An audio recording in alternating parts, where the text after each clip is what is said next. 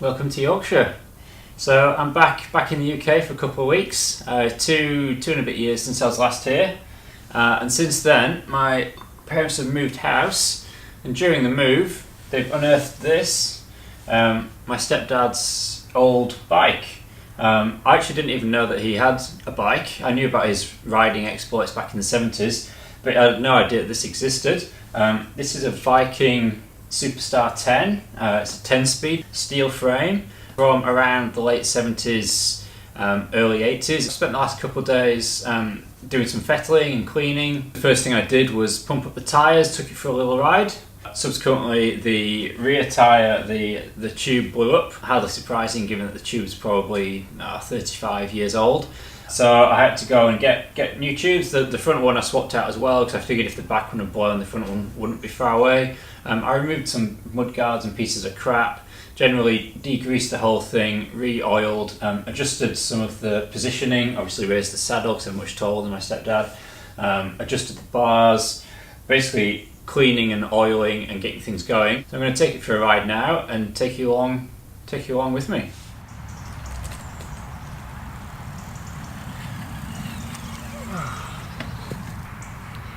First impressions, it's quite fun actually. I've not ridden a steel bike for a good while. Definitely seems to be more compliance in the fork than a aluminium or a carbon bike. Maybe it's a combination of the steel fork and these slightly wider touring tyres. But yeah, it seems pretty comfy. What isn't comfy though is the contact points. So this handlebar has just got a really thin bit of leather on it, wrapping. Quite different to a modern bar, which would be much wider and with thicker tape or maybe even gel under the tape. So that's not too comfy. Also, I'm used to carbon SPD pedals. Going on everyday shoes with flat pedals is, yeah, it's not the most comfy. What else? Gear shifters. So a bit of a faff having to reach down onto the down tube to change gears, especially when you're coming up to a junction. On a modern bike you'd be braking and changing down as you went. Here you need to take one of your hands off, your right hand, braking hand, and then go changing the gears. I do like having the second braking position though. Not sure why we moved away from this, but being able to brake in all three hand positions is really nice, so I'm a fan of that. So overall it's quite fun so far. Let's keep going.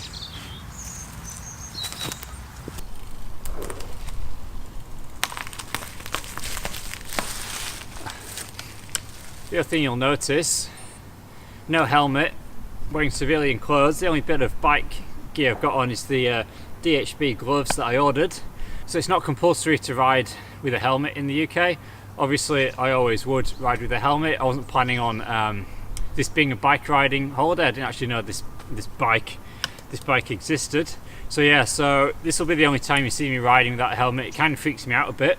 I feel a bit naked more than it being dangerous, just feel like naked because I always ride with a helmet.